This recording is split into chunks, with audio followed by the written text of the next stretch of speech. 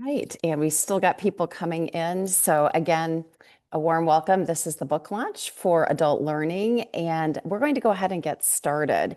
And Monica and I have a presentation for you, and we will introduce the team. And we also opted for a meeting setup so that we could see you and engage with you. But we would appreciate muted microphones unless you're speaking. Looks like everybody's muted. Okay, well, let's go ahead and get started.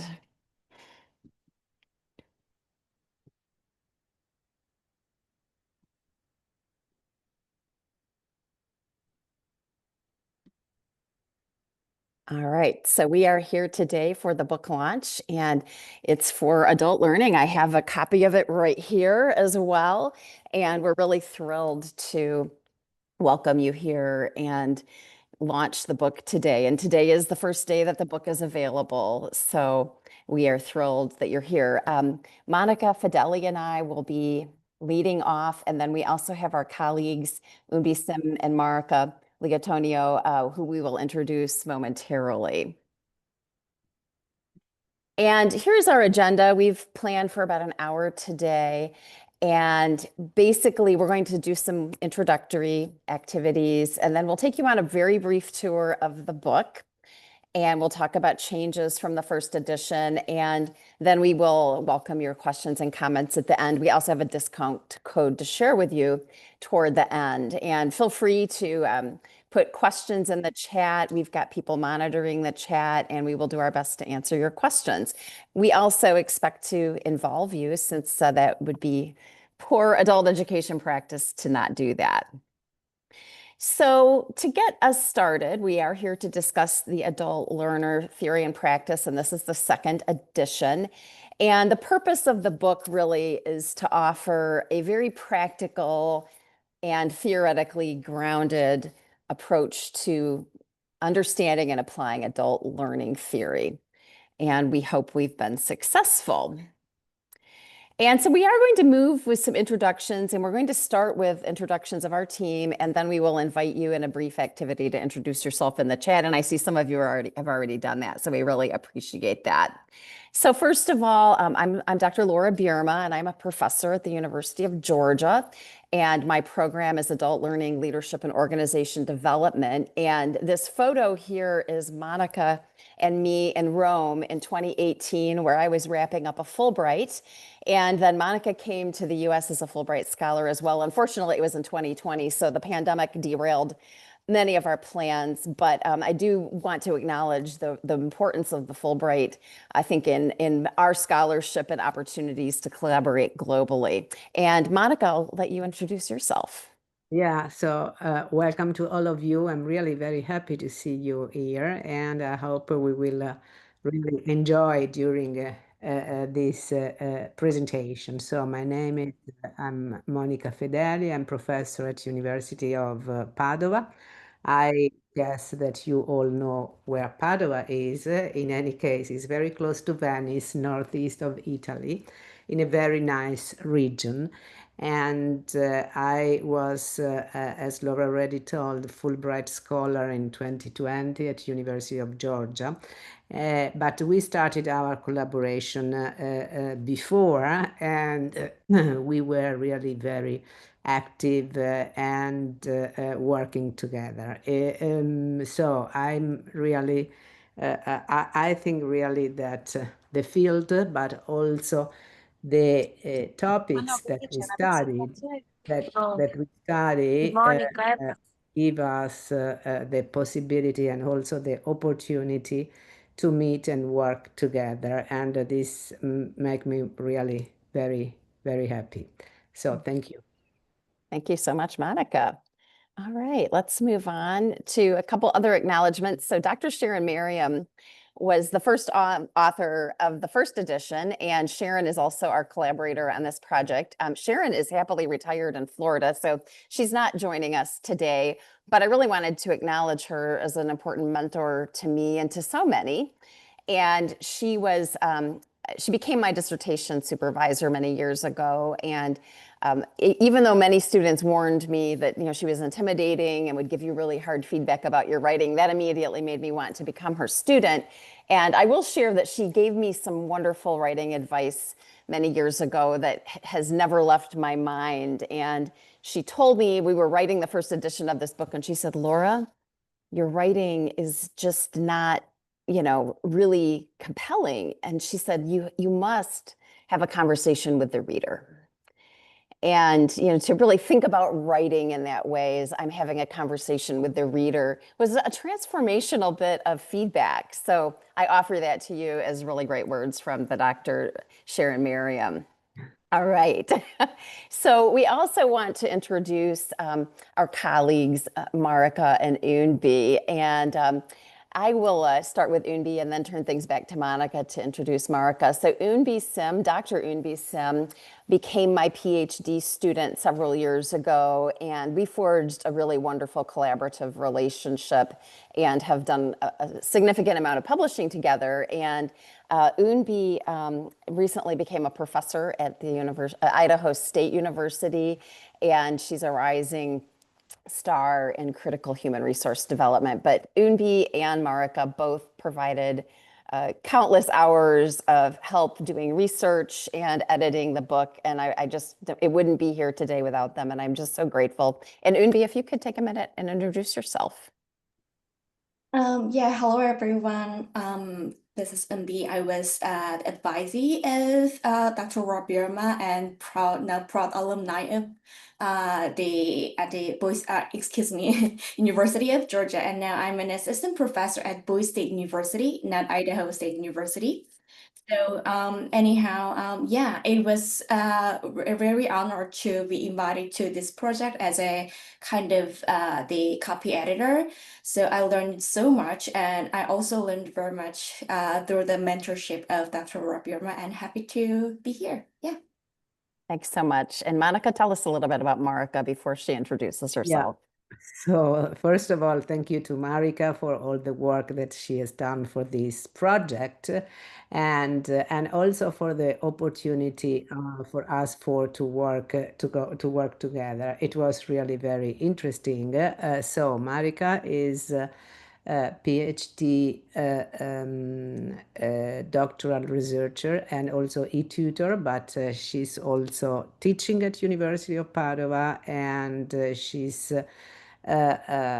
develop her career within this field. And I think that she's really a hard worker and very passionate about this work that is organizational development, and she's doing an incredible work with a business in our region and in Italy, so trying to connect business and university. And this is also very much related to my task of being in charge for the University of Padua for the outreach, and in this field she's working a lot. So thank you to Marika, and maybe you want to add something to this presentation.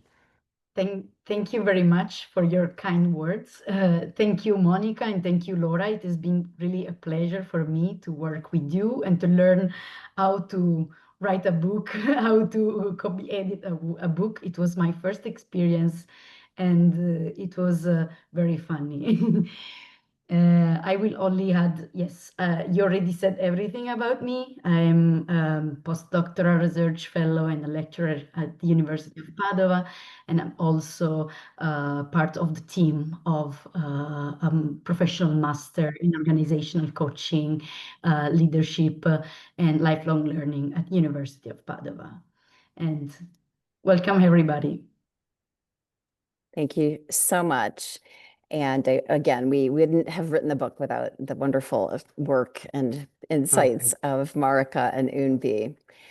So we are going to invite you to introduce yourself, and we have a lot of people here today. So we're just going to ask you to check in the chat if you would like, and we'd like to know where you're joining us from today and what is one thing that draws you to adult learning.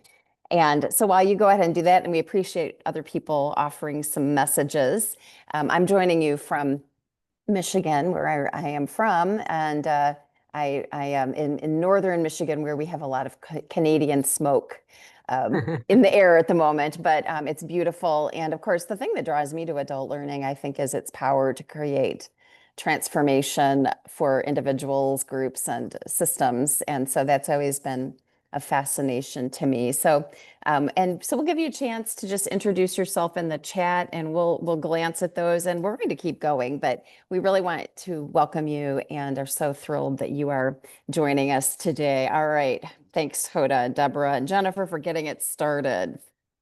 All righty. So I'm going to continue. Oh, I love seeing all the different locations people are coming from, with giving you a tour of the book. And Monica and I have planned this to just share a little bit about the structure of the book, and also some features that are new and improved from the first edition. And so first of all, I'm going to give you an introduction to the book. These are my two dogs with the assistance of AI. And our publisher told us, well, you'll get more interest in the book if you publicize it with the picture of dogs. So I spent way too much time on AI trying to transpose a cover of the book with my two golden retrievers, but it was a fun learning experience. And so I hope you'll humor me and enjoy that picture. So that's Brody and Sky, my crazy golden retrievers. So to start, we wanted to reflect back on adult learning, which came out in 2014. So it's over a decade old now. And some changes that we made were really the addition of a framework. And I tend to create frameworks when I teach courses. And of course, I've taught adult learning many times over the years. And I was very struck by a quote from Bierema and Monica Fedeli's work in 1999. And I believe it was in what became the 2020 Handbook of Adult and Continuing Education, that learning in adulthood can be distinguished from childhood in terms of the learner, the context, and to some extent the learning process.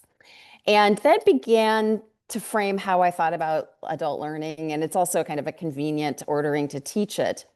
But over the years, I also added to that framework to think about the adult educator, and the methods of facilitation to actually engage the learner, the context, and the process. And so we will share that with you in a moment. And then we also added features to the book. You may remember, if you've been a user of the first edition, that we ended each chapter with reflective activities and other recommendations for books and things. And people really liked that, but we felt like it was sort of an afterthought at the end. So we've integrated that into the chapters, as you'll see. And then we had a chapter on the body and spirit of learning, and we've integrated that content throughout because it really touches on all aspects of our framework. So for the new book, the framework is a 5-part framework. And I just mentioned it to you, but here it is on the screen. So the book actually starts with the learning context to kind of take a big picture approach. And then we pick up with the adult educator, the learner, the process, and then the methods for facilitation going forward. All right. And I'm going to turn things over to Monica to tell you about the features and the structure of the book. Yeah, so what Laura was telling before is that we decided to create some boxes in the book. In each sections, you will find a lot of boxes that are identified with some feature and report real activity, case, practices, and also recommendation for further learning and numbers, tips and tools, and also teaching cases. So as you can imagine, this helps us a lot to integrate that directly in the chapter when we were talking about the topic, and not wait till the end for these for these activities. And also to summarize in some cases the main meaning or topic, or create a practice, or presenting a tool or a cases to be focused on the content of the book. And this was really one thing that we introduce and completely new from the previous edition, but we find that very interesting. Okay, so when we when we thought about the book, we were thinking about creating a second edition of a book that was addressed to adult learners and adult educators. So our targets group are student or learners, faculty, and also people that are interested in learning or in knowing more about adult education and adult learning. And the fields are different, multiple, and so the field of adult education, but also the field of human resource development, like people that are working in corporates and are focused on developing competencies of other people working with them, or educational leaders, and also instructional designers, so educators that are involved in the design of programs and courses. Okay, this is the new table of contents, and in green you see the new chapters. But I have to admit also that the previous chapters changed a lot and were modified, so update, and also we introduce a new theme to discuss. As you can see in the first section is adult learning and context. We add the understanding adult learning in contemporary social context. So the contexts are changing a lot, and after 10 years we feel really the need to face new context and situation, to be more inclusive and appreciate diversity, for example. And in the section 2, we deal with the educator, so, and the who and the why. What does it mean to become an adult educator, and how you can distinguish your identity as adult educator. And these two chapters were completely new, and also this section. Then in section 3, we have this chapters that we had also in the previous version of the book, in the previous edition of the book, and we work on motivation of applying andragogy, so dealing with helping people to learn and how and to evaluate the self-directedness in learning. And if you can go on, okay, what we add, and we think that it is important, is how to connect learning and above all adult learning with change in adulthood, and how to deal and to develop or to discuss or to reflect on theories of learning in adulthood, like experiential learning, transformative learning, and neuroscience in adult learning. Then the last section is completely new because it's based on methods, on the delivery, on the what, on how to deliver a program using above all an approach that is active learning. And we give some suggestion and reflect and present some theories on how to design adult learning, how also to design adult learning online or blended for adults, and finally we talk about active learning and how to introduce how to use active learning in adult learning programs. So this is more or less the content of the book, and I hope that you find that interesting. Thanks so much, Monica. And I will say that Monica has led an absolutely incredible program to transform teaching at the University of Padova and elsewhere in Italy by integrating active learning principles into faculty's teaching repertoire. And we talk a little bit about that case study in the book, but it's really an impressive way of trying to create cultural change using organizational development, learning, and change in a university. So I also can recommend her other work in that area if you are struggling with that in your own institution. Thank you. Oh, yes. So we're going to briefly define each of the 5 parts of the framework, and then we're going to show you one example of the features in the book, and then we have a couple of exercises planned. So the book does start with 3 chapters on adult learning context, and this is really to be mindful of the social system where learning occurs, and it is a very complex, unwieldy thing, and especially I think in our current moments where there's lots of unrest and climate uncertainty and political discord and on and on. But to really think about, how is the learner situated and how is the educated situated in that context where we think about certainly intersectionality in people's identities, but also the physical and psychological environments that learners come to. And so, for example, in chapter 2, and we picked brief exercises that would fit on a screen. One of the feature boxes looks at tips and tools for teaching and learning, which are throughout the book.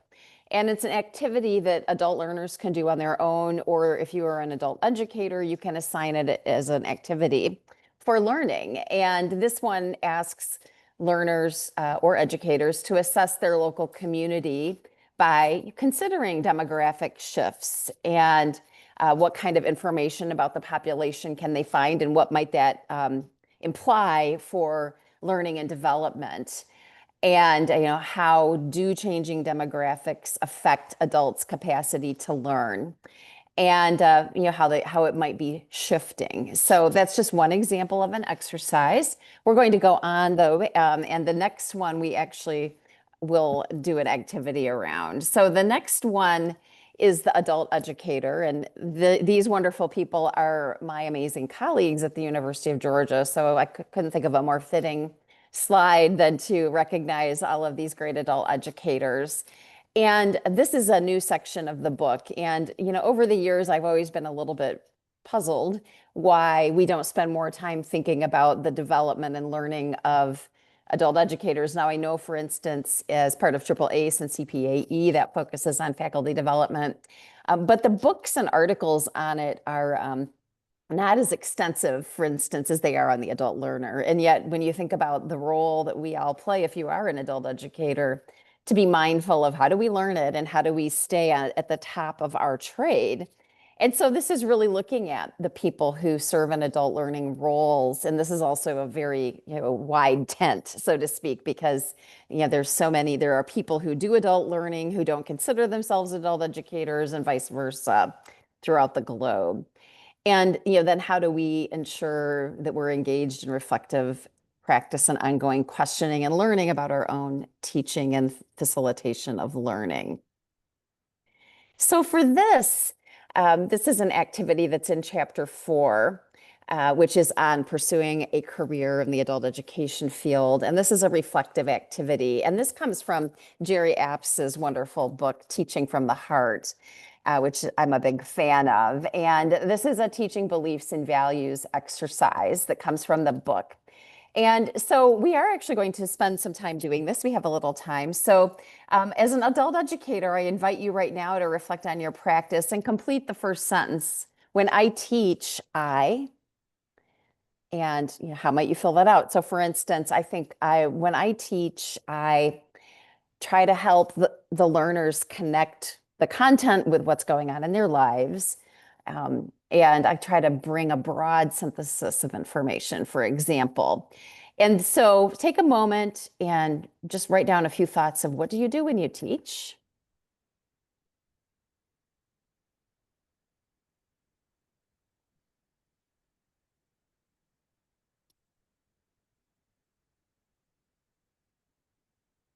All right. And then we're going to move you into a breakout room and give you probably 5 to 8 minutes to reflect on this with a small group. And we'll put the prompt in the chat. But once you have the answer to question 1, then we'd like you to get into a conversation about what beliefs and values lie beneath how you answered it. So we'll drop this into the chat and just see how much you can discuss. You may not have time for the whole thing, since we are also trying to keep this moving forward, but we will move you into breakout rooms. And I will put this prompt in the chat, though, before we do that.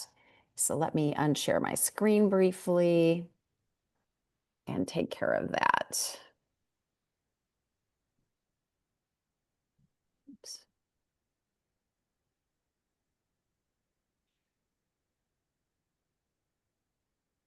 There we go.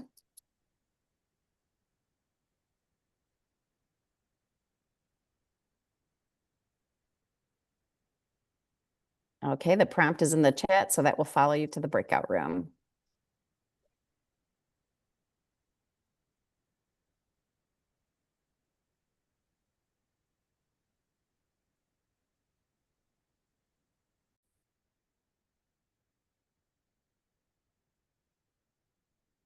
We have a few more seconds till we get everybody back. All right.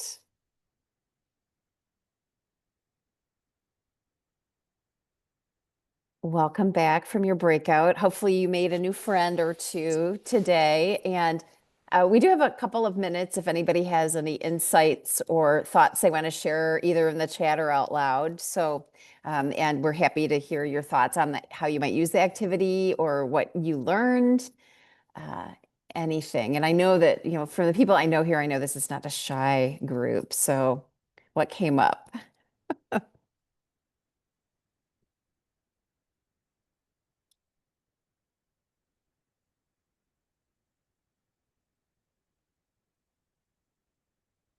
I'll say something, shall I?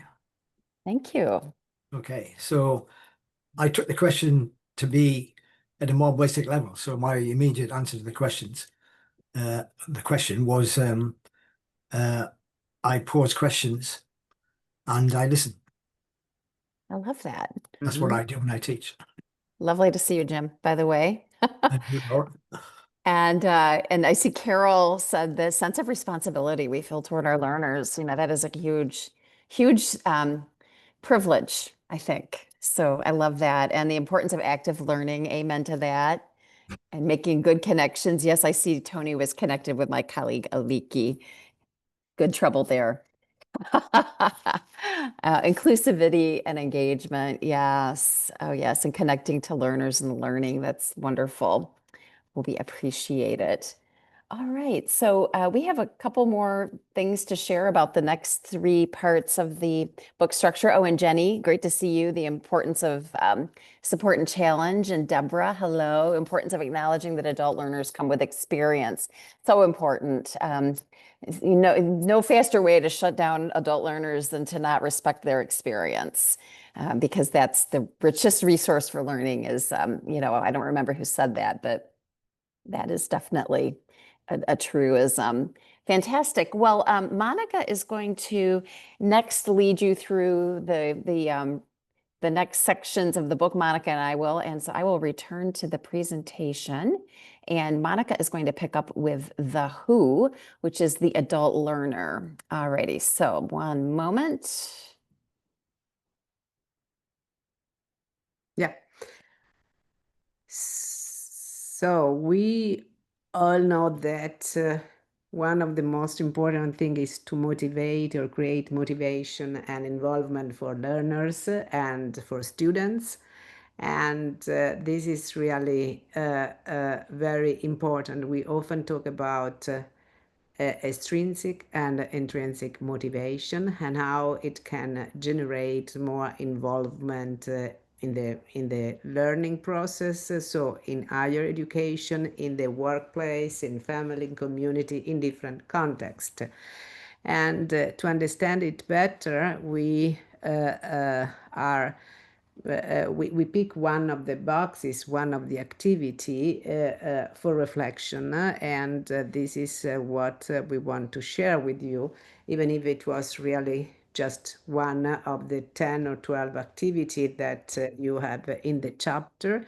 And this is just to reflect what is really important. Now I can know better motivation to really improve motivation in other in the learners.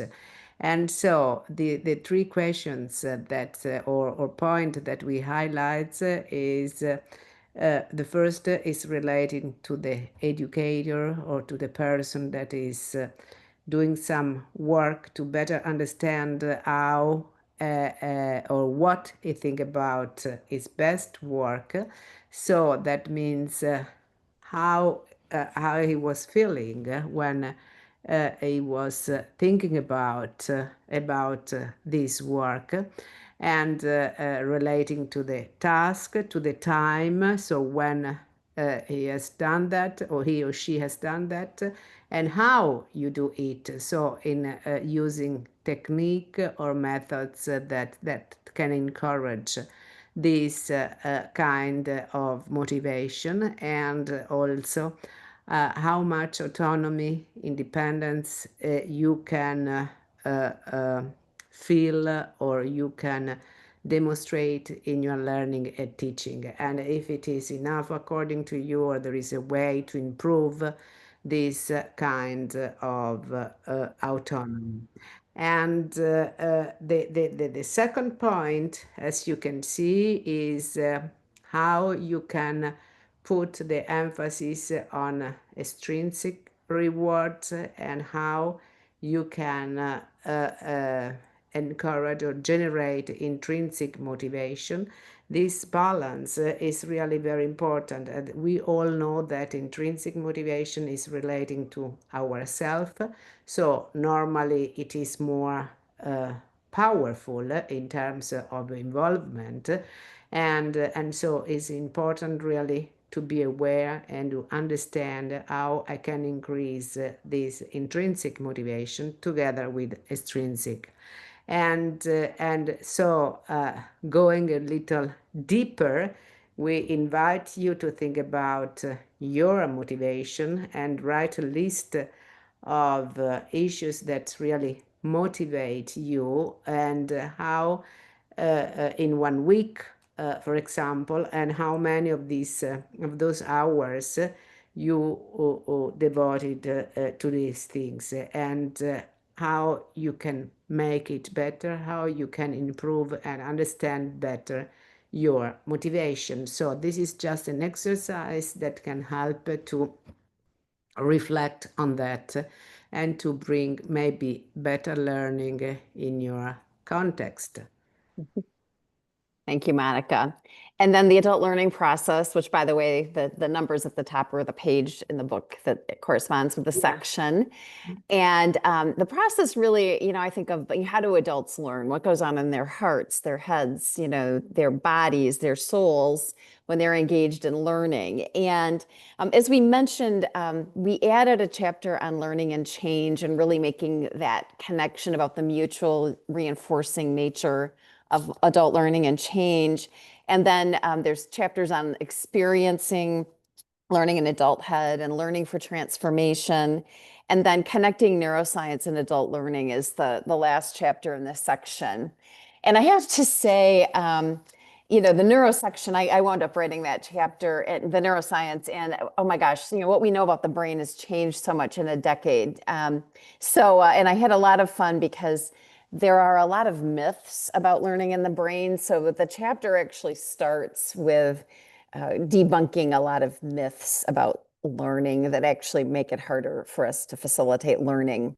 So this comes from the brain chapter as a feature box, and there's quite a bit which we carried over from the first book on wisdom, but there's been new research on how do adults develop wisdom.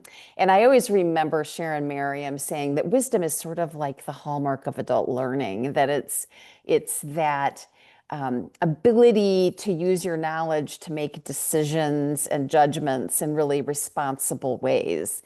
And so this activity invites educators or learners to think about someone they believe is wise, and then lists the characteristics of that person.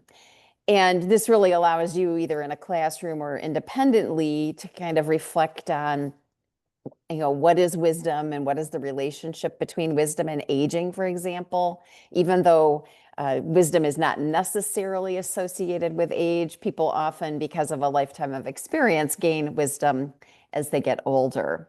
So this would be, again, an example of one of the features in that section. Monica is going to take us through the last section, and then we will have one activity for you before we take questions and share the book discount.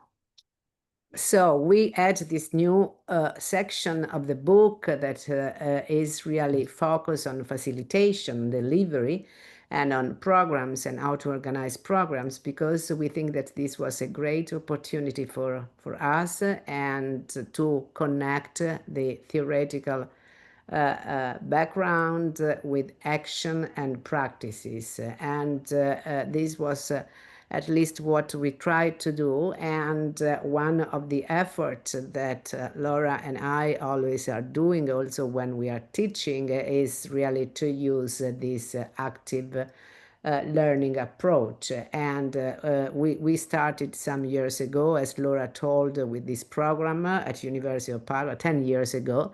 And we trained a lot of faculty on this topic, and we have some interesting results also in study and research. So the one of the scholars that inspired most is James Lang, that wrote a book, Small Teaching, and his approach is really, according to us, very interesting because he's trying to introduce small changes or short activities in the teaching process in a very incremental way. And I have to say that one of the most important things is that this way of rethinking teaching is also putting us in a safe situation, and we are more happy to try and to change little things that can bring all together to big changes. And this was one of the most important things. So here, as you can see, you have the description of some activities that you are using or you can use to for your activity, or just to transform a lecture, a more traditional lecture, in a more active lecture.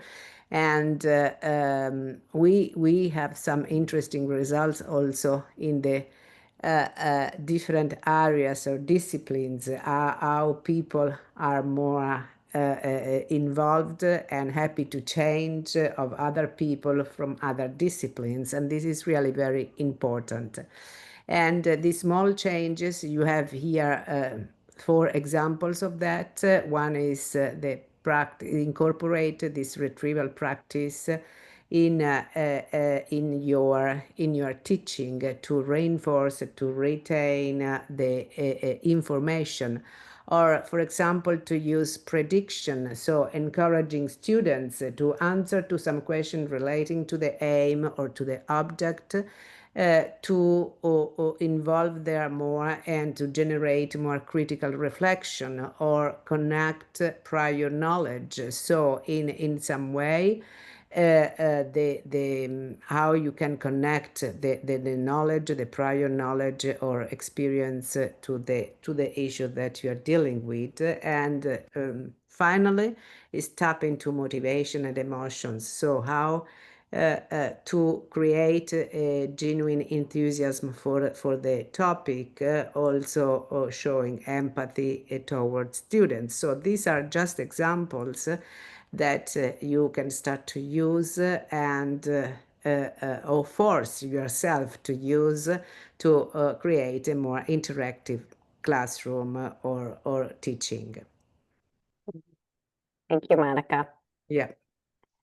So that is the tour of the book.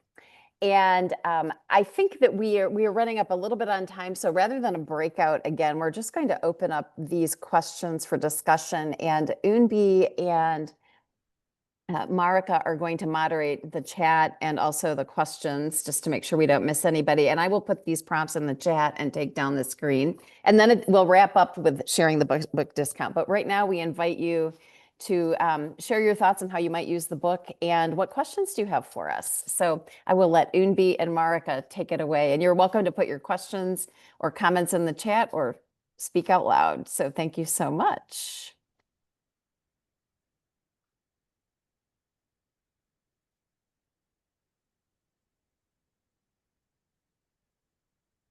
I'll start. I'm Diane Jones, and I periodically or often teach adult learning and instruction in our master's program here at University of Georgia. And I used the former edition of this book, so I thank you for the update. What I like about the book is that exactly the way it was presented is that it has a logical approach and it really fits, to be honest with you, of creating and developing your course with this as the foundation. And then it really does. I mean, it's you have activities, you have discussions that you're not having to sit there and recreate something on your own. And then what I like to do with this book is then I bring in additional readings. What I think is, and you haven't highlighted it here, but I think it's really important. And what I liked about the previous edition and this one, it's that we can't do it all in a 16-week course, for example, in what I teach. And it's the further readings because it is deep. It is like impressive. And so in addition to that, we're giving our learners an opportunity to go deeper into the topic, whether it's neuroscience or transformative learning and all that. So thank you. Well, thank you, Diane, my treasured colleague from the University of Georgia. All right.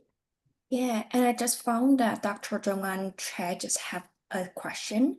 So you have updated the body and spirit section. Could you please share what has been added in new edition, given that recent experiences with COVID-19 and the accompanying moral challenges?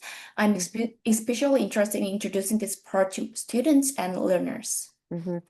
Thank you so much. And Jerry, is that specifically around the body and spirit section or the new sections of the book?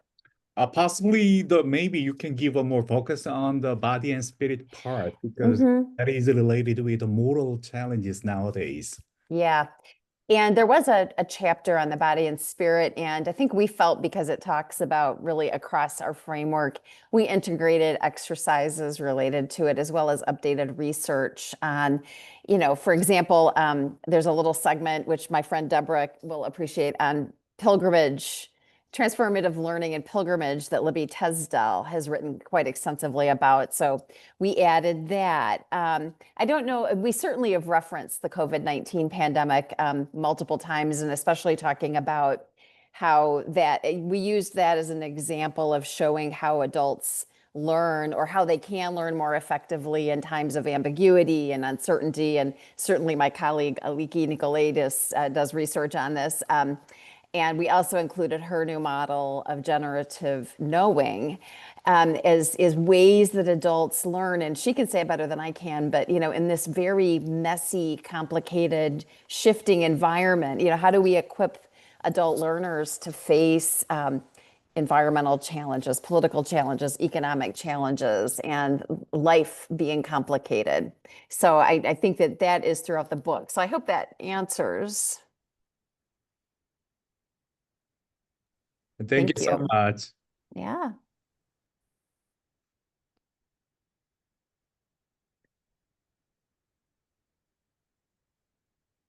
All right. I appreciate some of the comments we are getting in the chat.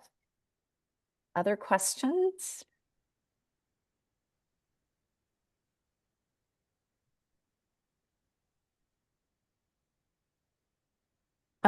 Thank you, Deborah. And I will say while we're waiting, in the last section of the book, there's and I think it's chapter 15, we have a small section on wait time and the research around how much time faculty will wait when they ask a question. And on average, it's 1.6 seconds, which does not give the brain enough time. And it's according to research, even waiting 3 seconds, dramatically improves your response, but waiting even longer. So, I'm very patient if you are thinking of your questions. So thank you so much for your work. I read the book and I found, like, I was using your the previous edition of the book for several years in my classes. So I find all the activities you included, or the way book is organized, it's much more, I think, like a teaching friendly, or even for the students, probably it's a friendlier user friendly version of the upgraded version of the previous edition. So that's wonderful. So my question is, when you were organizing this book, what were your challenges? What were like give and takes? Oh boy, Monica. Nice to see you, Sarah. And Sarah wrote one of the endorsements for the book, so thank you so much. Yeah, so this was really a challenge. First of all, because we both are very much involved in this topic, and we were really thinking about the learner and the educator, or in general the person who is supporting the learning process as the main target of this book. And what they can be, what they can use, and make that really, and help them, support them in this process. You are right when you told user-friendly book, because this was our main goal. So we were thinking about theories, but we want something also practice that can connect the both theory and practice, and I hope that our this was really a challenge, that our discussion reached this aim. So this was for me at least the main challenge, and then the organization of the book came out slowly, but our discussion were focused on this. How can we really help people to better understand the process and to support their own process of learning as educator, or as trainers, or human resource developers. So this was And then there's always the constraints from your publisher, like how many words. And so, certainly I think you just have to make those trade-offs. But I think we're happy with what we have there, and we hope you like it. I can read there are people very interested into tips and techniques, and they are hopefully they are going to use them in their workshops and classes. There's also a question about how do you envisage the book being used? Monica, do you want to take that, or do you want me to? You can start, and I Okay. can. Yeah. Well, and we wrote the book for adult learners and adult educators, those who are facilitating learning, or anyone who's interested in the topic of adult learning. So I think it's a very accessible book, because that was one of the strengths of the first edition. But I do think the primary audience are, people who are educators themselves, or learning to do excellent, high quality adult education, facilitating adult learning facilitation. And, we all know, if you've attended workshops, there's a lot of poorly done education in the world. So I think, helping equip educators to really reach learners in meaningful ways that help them apply their learning as they need to in their lives and in their work. So I think that's really how we see it. And I think that we really wanted it to be an accessible book. And if you read the beginning part of the book, one of the challenges, and even Sharon would have agreed that her tome on adult learning theory is extremely dense. And the learners tended to not love that book because it's so heavy theory. So I think this was really trying to balance theory and practice in a very accessible way. And of course, I'm a practitioner at heart, and really wanting something that learners can read a chapter and go try it that day or the next day. And I think that was really a guiding goal of the book as we wrote it. Well, we are up against time. So what I'd like to do is put the book discount on the screen. So let me do that. And I will also put it in the chat, but just to get it up here, especially for people watching the video who may not be able to see it. So let me share the book discount. So Wiley does not often give book discounts, but Monica and I prevailed. And let's see here. And we kept asking. So Wiley has given a 20% discount good through the end of the month.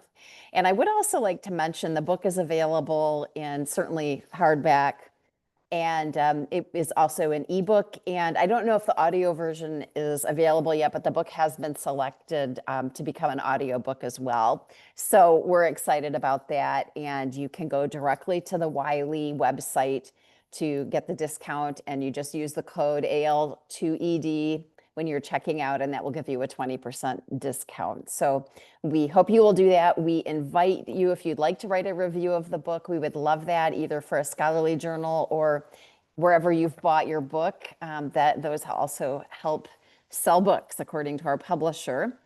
And so that's in the chat. And with that, Monica and I thank you. Here are our email addresses. We would love to hear from you about how you're using the book or how we can improve the third edition, which will eventually come up, but we're trying not to think about that right now. So, but we are so grateful for your time and presence here today, and thank you so much for joining us. So thank you really so much. We were honored to have you all here, and it was really a great pleasure to see you all. And I wish you a great summer. In Italy, as you can imagine, is very hot. And so we are starting now our holiday. Most of us are already on holiday. And thanks a lot. It was a pleasure to see you. Thank you so much. And thanks to Monica and Unbi and Marika. Yeah. And to all of you. Bye.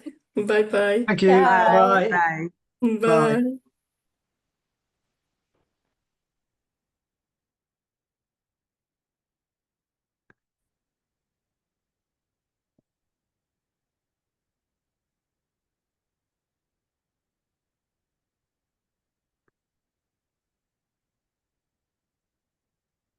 I'm going to stop the recording.